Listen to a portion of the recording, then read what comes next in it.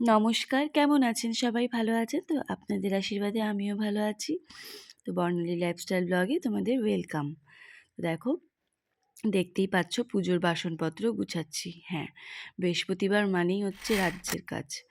রাজ্যের কাজ মাঝে পুজোর তো আমার অনেক সময় লেগে যায়। বাসন ধোয়া, সব ঠাকুরের বাসন ধোয়া, একটু ওই দিনকার আমি পীতাম্বরী দিয়ে মাজি। প্রত্যেক সপ্তাহে মাজা আর হয়ে ওঠে না পীতাম্বরী দিয়ে। ওই বৃহস্পতিবার করেই আমার মাজা হয়ে, তারপরে সব ঠাকুরগুলোকে পুছে টুছে নিয়ে সব ঠাকুরের আসন পাল্টানো, চান করা, ঘি মধু দিয়ে মা লক্ষ্মীকে চান করানো, মা লক্ষ্মীর ঘট পাতানো, তারপর লক্ষ্মীর বই পড়া, সব নিয়ে অনেকটাই লেট হয়ে যায় আমার পুজো করতে করতে। আর এই যে তোমরা অনেকেই ভাবো, অনেকেই বলো যে গোপাল থাকলে হয়তো গোপালের অনেক নিয়ম, অনেক সময় লাগে গোপাল পুজো করতে গেলে। একদমই তাই না। গোপালের নিশ্চয়ই নিয়ম আছে। হ্যাঁ, জানো তো, মনে ভক্তি থাকলে সব কিছু দিয়েই করা যায়। নিয়ম করলেই যে নিয়ম সেটাই একটা ব্যাপার। তুমি নিয়ম কেন করবে? তুমি যেরকম তোমার ছেলেকে মানুষ করছো সেরকম নিজেকে গোপাল ভেবে দেখো, মনে ভক্তি থাকলেই সব পুজো হয়ে যায়। অত নিয়ম নিষ্ঠা করে পুজো না করলেও চলে।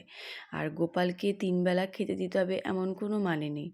আমি 3 বেলাই গোপালকে সেবা দিই। হ্যাঁ, যখন হয়ে উঠতে পারে না, 2 বেলা হয়ে যায় আমার, কি করব। আর দেখো, মেয়েদের অনেক রকমের অসুবিধা থাকতেই পারে, তখন কি করে গোপাল সেবা করবে? গোপালও বোঝে যে আমি কিভাবে পুজো নেব কার কাছ থেকে। আমি যেমন আমার গোপালকে বলেছি, আমি যেরমভাবে তোমায় সেবা দেবো তুমি সেরমভাবেই নেবে। মনে ভক্তি থাকলেই সব কিছু। ওই লোক দেখানো পুজো করে এক একজন, সেইটা না করলেও চলবে। তুমি যেরমভাবে পুজো নেবে, সব ঠাকুরই বলো, শুধু গোপাল কেন, সবাই ওরমভাবেই পুজো গোপাল নেবে। দেখো, তোমাদের সঙ্গে গল্প করতে করতে আমার বৃহস্পতিবারের পুজোটা প্রায় কমপ্লিটই হয়ে গেল। আর সেদিনকার যেন ভোগ দিয়েছিলাম সীতাভোগ আর কলা।